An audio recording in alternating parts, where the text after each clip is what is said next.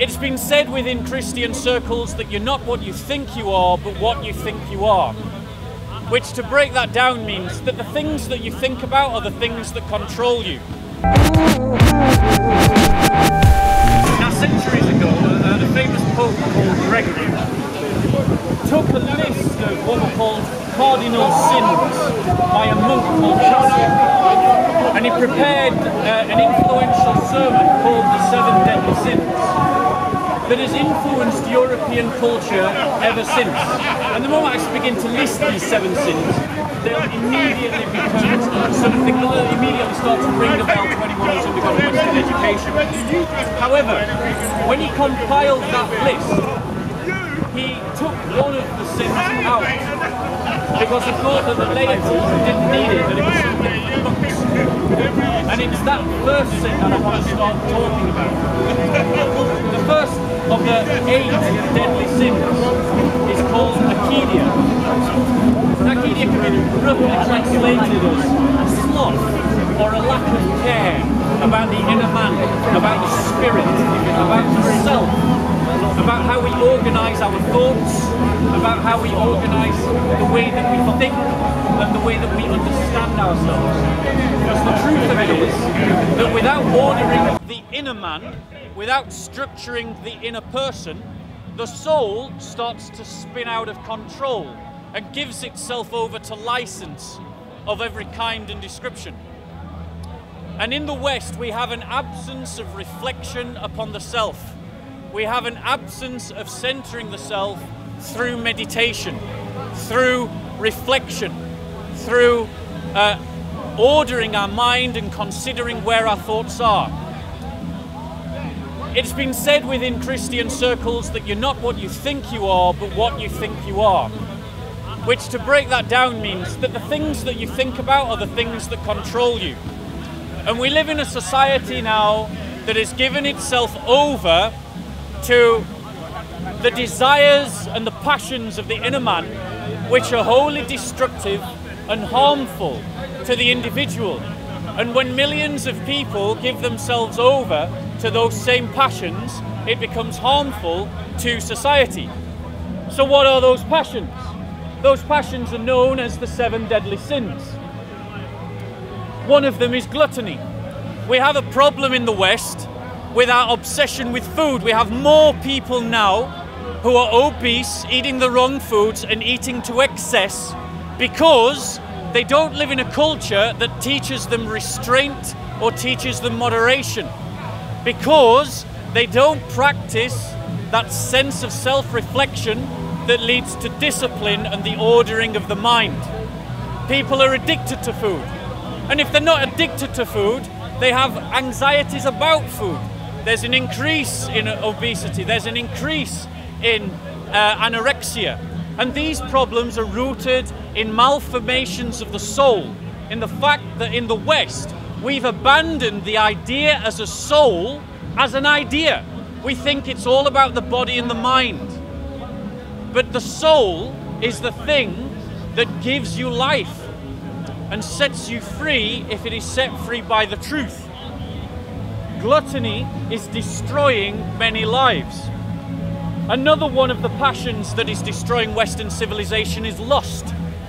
Lust is destroying Western civilization because as people are giving themselves over simply to the pursuit of sex as an end in itself and not as a means to a better end, they are destroying the family. They are treating sex as a form of entertainment, which is ruining the culture, spreading diseases, and ruining the idea of family, because people don't want to give up their fun to take on the real responsibility of having a family, of giving birth to children. Lust is something that captivates the heart and takes over the mind and leads people in a direction that is wholly destructive. When a society gives itself over to that passion without restraint, then it is something that leads to the destruction and the downfall of that society. Demographically, the West is collapsing. And the West is collapsing because the West has given up on the idea of the family in its entirety. We think that our self is the highest authority, which brings us on to the next of the deadly sins, which is pride. This idea that human pride is the highest authority, that because I feel something or because I think something, no one can correct me. So we've got to a point now in this country where a man can say he's a woman and a woman can say that they're a man, and no one can point out to them the obvious. Now, if I said to you that I'm really a Brazilian lesbian trapped in a man's body, you would all see that for the obvious silliness that it is. If I said to you I identified as a black man, you would all say to me, you're stupid, and you would be right for saying so.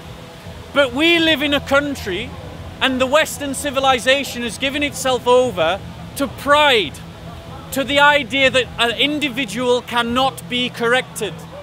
And it doesn't just express itself at an individual level. There are nationalists who seem to think that saying I am English is somehow the winning argument, that saying I am British and therefore Britain is the best, that makes us the greatest. It's all foolishness. It's all false pride.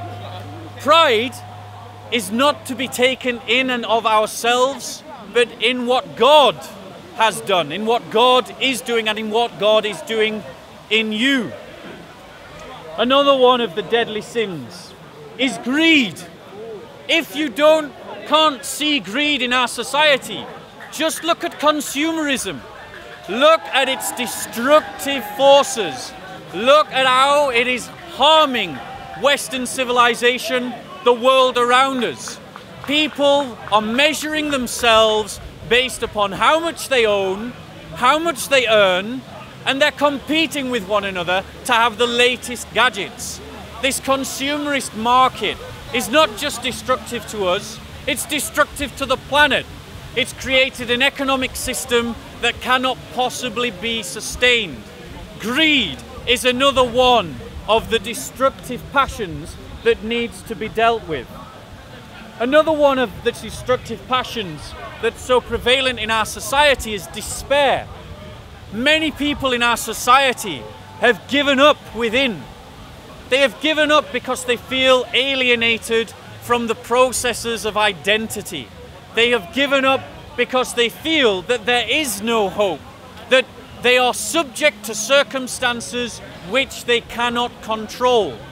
This despair leads people to throw themselves into distractions, into lust, into greed. They think that they can find meaning, that they can find some way of soothing the inner pain in their heart through purchasing something or through having a certain experience that momentarily can take them away from the anguish that they're feeling within, because their heart lacks hope. Another one of the destructive forces, the passions in our society, is wrath.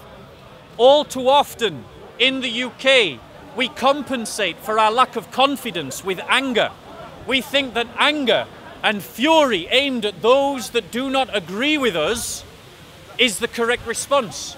A perfect example of this is the liberal left, the social justice warriors, who think that anyone who criticizes them or their ideas suddenly must be labeled and attacked and silenced.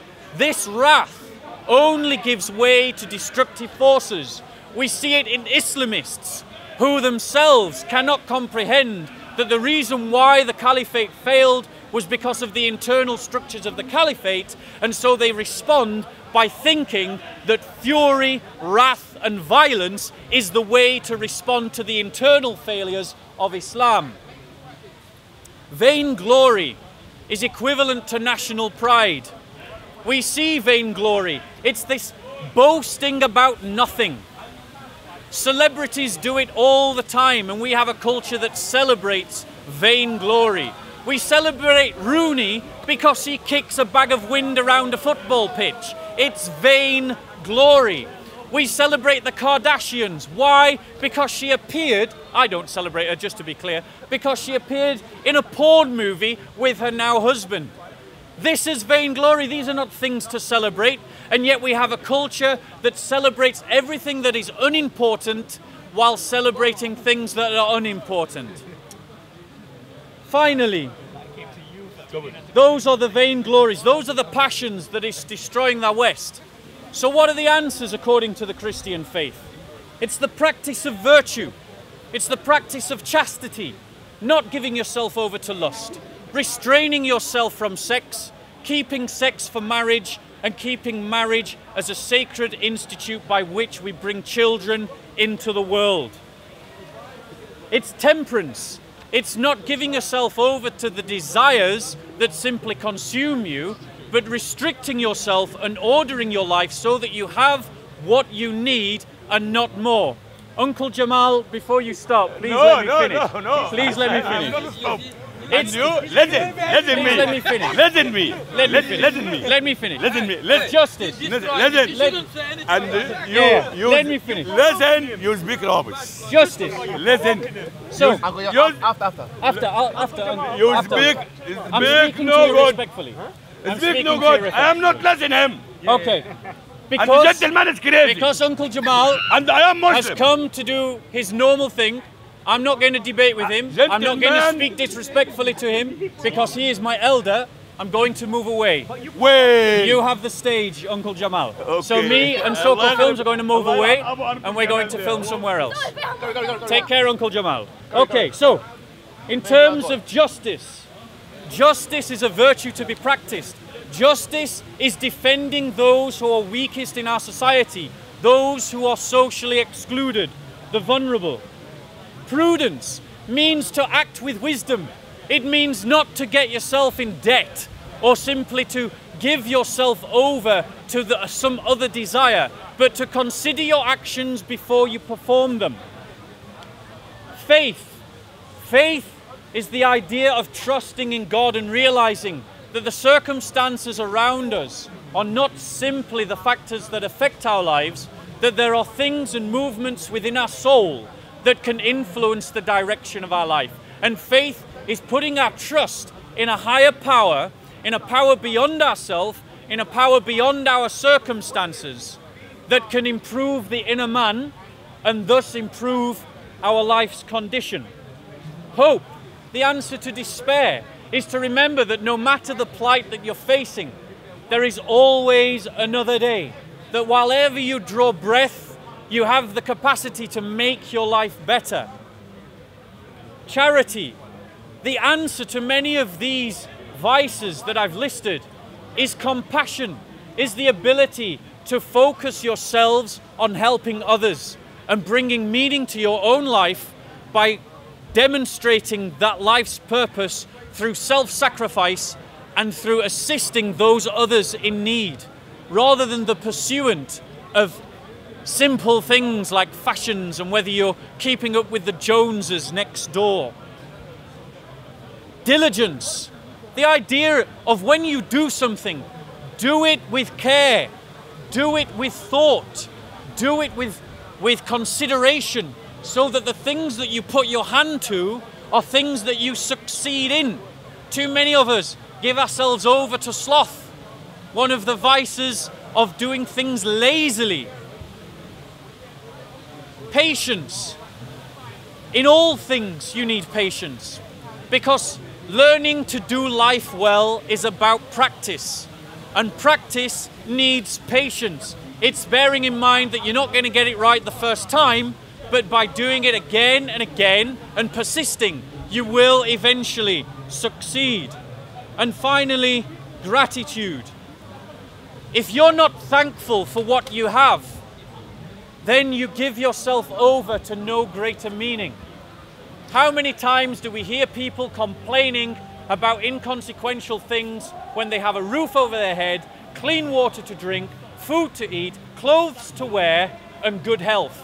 And yet they complain because maybe their job's not right, or maybe they haven't got this particular aspect of their life in order, or that particular aspect of their life in order.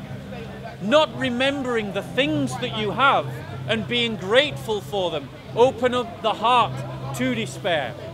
And so what we see is that Western civilization is dying because it has forgotten the truths of our Christian forefathers who knew these truths about the inner man, about the soul, about the being, and used these truths to guide how they lived their lives and how they structured themselves.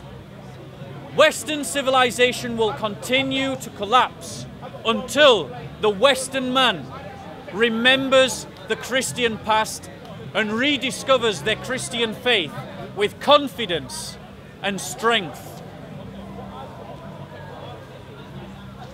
Questions? See, when you said that the Western society is suffering from pride and... Come in, brother. Repeat the question. No, well, I don't have to be filmed. You don't film? You don't need to be filmed, then it's just, Okay. Yeah, go on. You see, when you said that the Western society is suffering from pride and what was the other one? Was it Vain ego? glory, Yeah. envy. Exactly, you know, especially when it comes to pride, when it comes to religion, don't they covertly, indirectly try to promote the idea of pride? As in, for example, a lot of religious people tend to say that when they accept their faith, fully they accept their faith, they tend to say that only my way is truth and every other path is wrong. Indirectly, isn't that already pride? So religion itself covertly promote pride without the religious person actually knowing that he's actually practicing pride by saying that only through Jesus or only through the Sikh gurus or only through Muhammad or Islam that you can attain salvation, and any other way it's wrong. If you know what I'm saying, it's more like my way or the highway, but some people tend to put it in a nicer way. If you know what I mean. So that religion also tend to like promote pride sometimes, and that can also build up your ego. If you know what I mean. Yeah, may I reply? Yeah, sure. So if you remember when I was talking, I said that we shouldn't take pride in ourselves or in what we have done, but in what God has done and in what God is doing in us. Yeah. So I qualified pride quite deliberately because what you're saying is in a way kind of true, but I think it's about the way that we interact with one another. So like me and you are having a religious discussion now. I say to you with complete sincerity and honesty that I believe that the Lord Jesus Christ is the only way to heaven. Mm-hmm. However, I hope that I'm not coming across as a proudful person who's speaking to you as if you're beneath me. Yeah. You have an opinion, and I'm engaging with that opinion. Because if we believe that God is truth, and I do, then that means that when we fix ourselves on that truth, we can speak with confidence. Now, that false pride is when we take pride in what I have done. Or another kind of false pride is nationalism. This is a kind of false pride. These things are destructive precisely because what they do is separate. However, truth is something that unites. Something because we can both stand on it. So if I say to you that Christ is the truth, what I'm doing is I'm inviting you to examine the claim. And then you can examine it, and then you can make your own decision. But that would be a subjective truth. Because when it comes to religion or the concept of God, there is no such thing as the truth. Because the truth does not exist. For you, Christ might be the truth. But for someone else who practices a different philosophy or different religions, someone else might be the truth or the way to salvation or heaven or nirvana or whatever they like to call it. So when it comes to religion, it's very difficult for all the concept of God. It's very difficult for us to establish a whole truth because... May I reply? So do you, just so that I don't want to put words in your mouth, do you believe that all truths are subjective? Yes, only when it comes to religion and the concept of God. Okay, so do you believe that the truth that you have just said is subjective as well? Yes. So can you explain to me how you have given us an objective truth, this idea that all truths are relative, when you've just admitted that it is only a subjective truth? Yeah, that's what I'm trying to say. It's very difficult to define an objective truth when we speak about religion and concept of God because we cannot agree to come up with an objective truth. Okay, it's so very difficult. In terms of objective truths, I think there are two avenues to objective truth. Firstly is revelation, and secondly is natural order. Now, which one do you want to talk about? when it comes to, sorry? So I believe there's two ways to truth. Revelation and natural order. So what I mean by natural order is the order in the world. So there are clear truths within the ordering of the world that point towards an objective truth. And revelation itself is also a direct truth. Now, the Christian faith is a historical faith. So if I use it by contrast, Hinduism or the Nordic religions of old European paganism, these are mythological religions. So they're mythological religions in the sense that they have stories that communicate truths, and these truths are considered spiritual truths, and they give over values and beliefs, but they're not said to be rooted in history. So the Vikings used to believe in Thor and Odin, and they communicated values about courage and valor and war. But the Vikings didn't really believe that Thor had come down in history, or that Odin really came down in history. These were mythological things. Christians really believe in the prophets, and we really believe that Jesus Christ was born of a Virgin Mary, was crucified on a cross, and rose again from the dead. It's rooted in history. So in that sense, I'm proposing to you a truth that can be investigated historically. Investigated and validated or invalidated historically. So if we take the subject of the resurrection, you know what Christians believe about the resurrection. Christ rose bodily from the dead. Now, we have certain ways to think about the resurrection. We can say that it never happened, we can say that it was faked, or we can say that it really happened.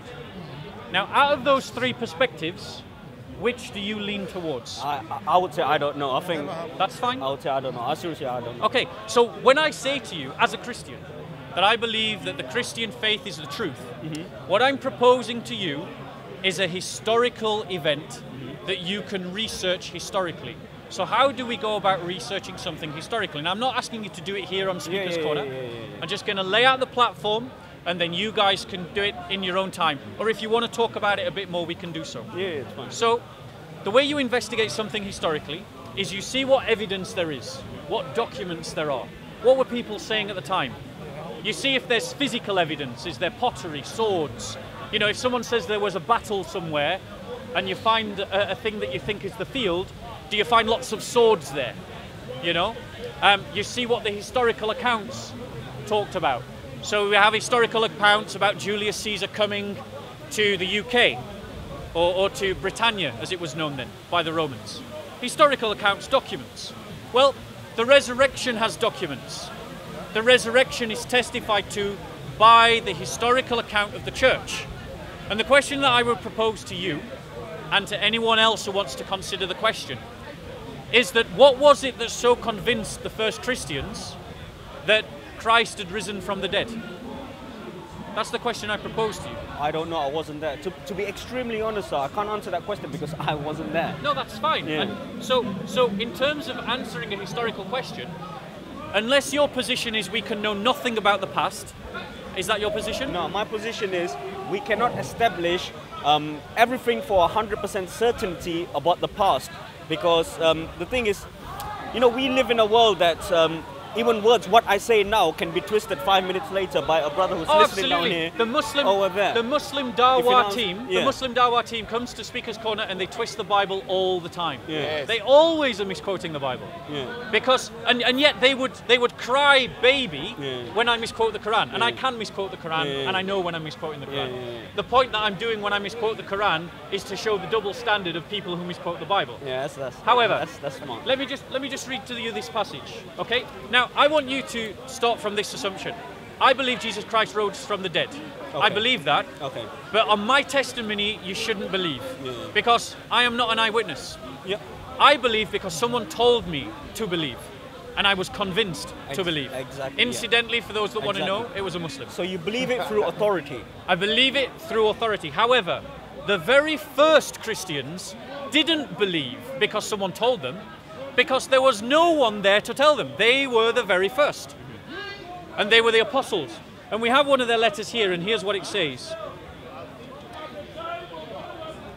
It says, "And I will also be diligent that at any time after my departure you will be able to call these things to mind.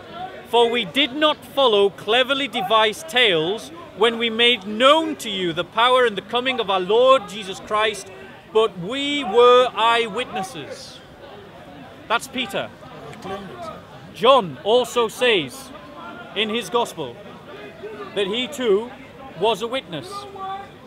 Now, John's gospel was written by the community being taught by John. So, does that mean it was a group? Or Yeah, community, authorship. Right. I always assume it was an individual. Yeah, authorship 2,000 years ago is not like what we think of authorship today. Okay. They were not a book-based society. People didn't walk around with books like we do now. All right. So authorship in the first century was not necessarily about the one who put pen to paper. It's about the source of the material. It's about the source of the material in terms of the one that is considered the author of it. So it's not necessarily the person that puts pen to paper. Now, in terms of John's gospel, it says, "This is the disciple who is testifying to these things." So in other words, the author is saying that where he's getting it from the disciple who is testifying of these things, and wrote these things, and we know that his testimony is true. So the gospel is claiming the authorship of a disciple, a witness. So my question to you is, the people that wrote the New Testament are witnesses to events that changed their life. They're claiming that the thing that changed their life was Christ rose from the dead. So the logical next question to ask is, did it happen? If it did, then you and everyone else should become a Christian. If it didn't, then I need to stop being a Christian. And if it was faked, I need to stop being a Christian. But whatever the conclusion we draw, we have to support it with evidence, because it's an historical inquiry deserving an historical investigation.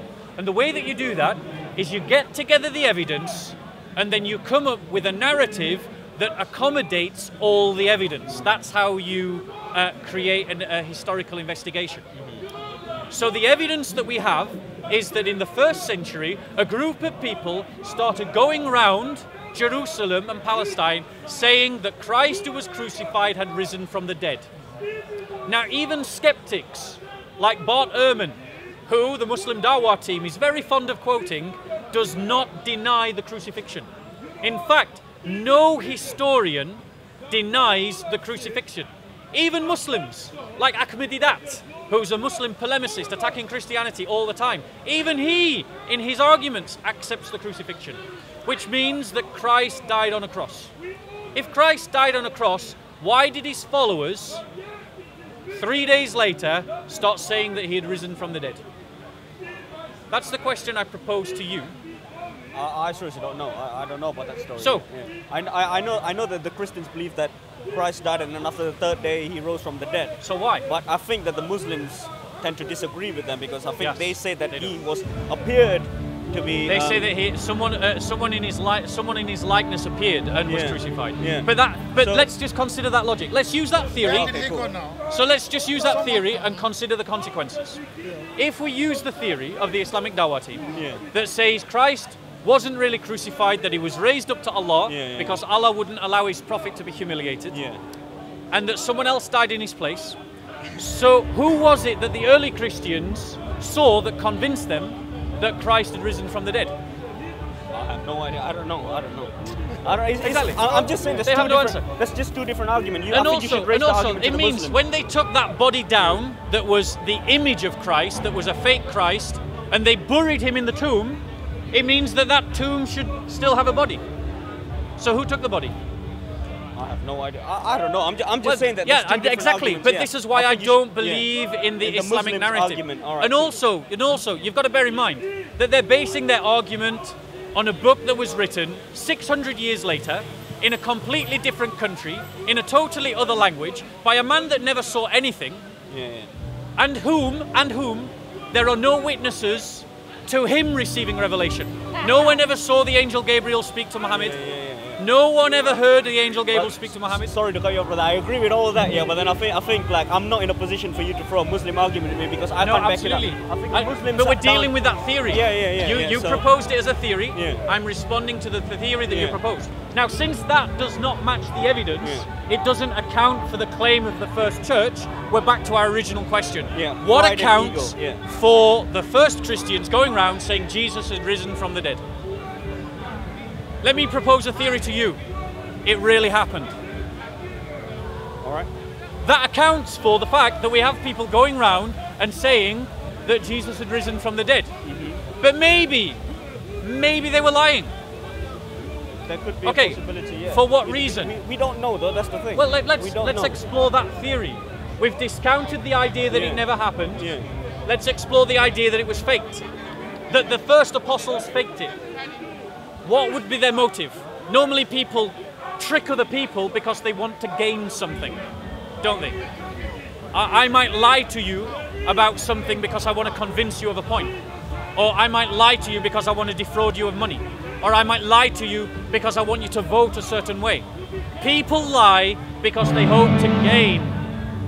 That's pretty loud. They hope to gain by something, don't they? So we must assume that if the apostles were lying, they were lying because they hoped to gain. But what did they gain? Except their own deaths. Every single one of the apostles was martyred except for the apostle John. Thomas was martyred in India. Did you know that? No, was it Mumbai? I don't know. It was near in Kerala or Kerala, yeah, South India. Yeah, He was martyred in Kerala. All right. Peter was martyred in Rome. Paul was martyred in Rome. Mark was martyred in Egypt. Now, if you were lying about something, and someone came up to you and said, "Look, dude, like we've had enough of this. If you keep saying these lies, we're going to kill you dead." Would you stop lying to save your own life? Yeah. I would, yeah. And so would I. Yeah, I would. And there's a historical example of this.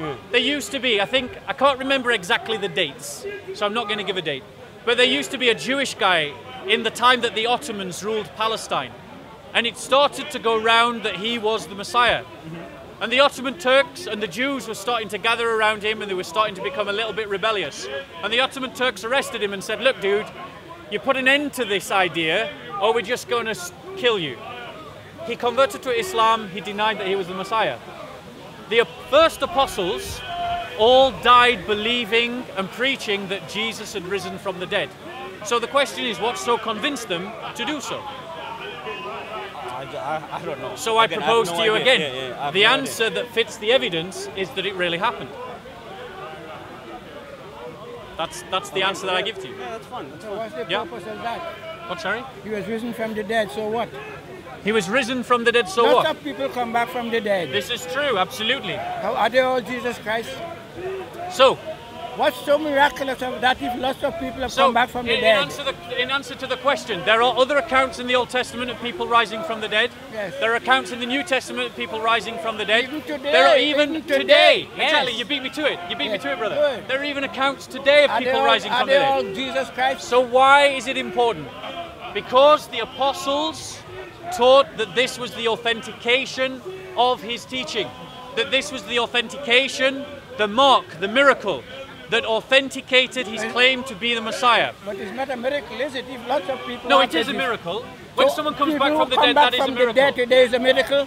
Yes. If someone comes back from the dead today, I consider it a miracle, don't you? Suppose they were pronounced dead, but they weren't really dead. So what you're saying is they never came back from the dead, so we're not talking about a miracle. Yeah. I'm assuming that when you say dead, you mean dead, not someone who's not dead. Yeah, but why would somebody be put in the mortuary here if they were not pronounced dead? Well, I'm just going off what you said. You said, what happens if they were dead but not really dead? If they're not really dead, they're not dead, so it's not a miracle. Could that have happened to Jesus? No. Why not? So, why not? Why not? May I answer? Yes. Okay. Christ was crucified. He was whipped and he was tortured and he was stabbed. The Romans, when they came to knock out the knees of the other people that were still with the Christ, why did they do that? They did that because crucifixion is death by asphyxiation. That's actually what kills you with crucifixion. It's asphyxiation. So if you can push yourself up by the knees, then that means you can continue to breathe, because it's the compression of the lungs on the pancreas that prevents you from breathing. So, when they came to Jesus, having knocked out the knees of the other two people next to him, they saw that he was already dead. They saw that he was already dead. So They didn't knock his knees off. Just for good measure. They didn't break his legs. They didn't break his knees. Just for good measure, they stuck him with a spear. And it says, out came blood and water. Blood and water begin to separate post-mortem. No, it doesn't. Yes, it does. No, it doesn't. If I cut you right now, what will come out will not be blood and water separated. Yeah, but blood and water separates post-mortem. No. You don't know anything about it. If you take a sample of blood, yeah, and you put it in a centrifuge, yes, go on. And what happens to the centrifuge? And when you spin it, thank you, it comes up. Yeah, it spins. Yeah. Yes, but you're not listening to what I'm saying. But the centrifuge is what separates the water from the blood. The centrifuge is what separates the water from the blood. Yes, but what I'm saying is when they stabbed him with the spear, water and blood came out. But it could happen under normal conditions as well. Abbas, question for the brother? No, I'm listening. You listen? Okay. That's all right. One question I want to ask as a Christian, yes. Go on. Do you believe that Jesus died for your sins? Yes, I do. You do? I do. If you were at the crucifixion... If I was at the crucifixion, okay. Yeah. Let's do the thought experiment. And you saw them doing all these wicked things to Jesus. Yeah. These wicked people who crucified Jesus. Yeah. What would you have done? It's a really good question. Oh, can I just so that I can put it in context? In your hypothetical situation, am I aware of why Jesus is doing it or not? Mind you, I put it in a hypothetical question, but I suspect there were people like you at the crucifixion, right? There were people that loved Jesus at the crucifixion. Yeah, good, and they knew all about his dying for their sins, right? Let me just see if I can... I noticed you're dodging the question. Sorry, what's your question? And they knew that he was going to die for their sins, right? I don't know. I'm not aware that they were. But they were like you. You believe that? No. Hold on. I believe because of the testimony of the church. The testicles. The testimony of the church. Testicles. No, I didn't say that, brother. That's just your obsession with body parts. That's your obsession. That's your obsession with those body parts. That's your obsession with those body parts. I'm not calling you a pervert. You just called yourself a pervert. What are you calling me then? I don't even know your name. Why are you Chris? Are you Bob the Builder? Is it Chris? Are you Bob the Builder? I am Bob the Builder. Are you Chris? Is your name? No, it's not. All right. Sorry, is your name really Bob? My name for here is Bob. Yeah, absolutely. Why do you have a different name for her? Oh, just you're embarrassed about it at No, work? No. It's just because Salafists go around harassing people here. That's why. Steve's my name, and I'm quite open about that. How are you doing, Steve? Very well. Are you having a good Don't day? Don't be shy about using your name. No, Bob the Builder makes you sound like a child. Bob the Builder's a great name, don't you think? Anyway. I think Fireman Sam would have been better.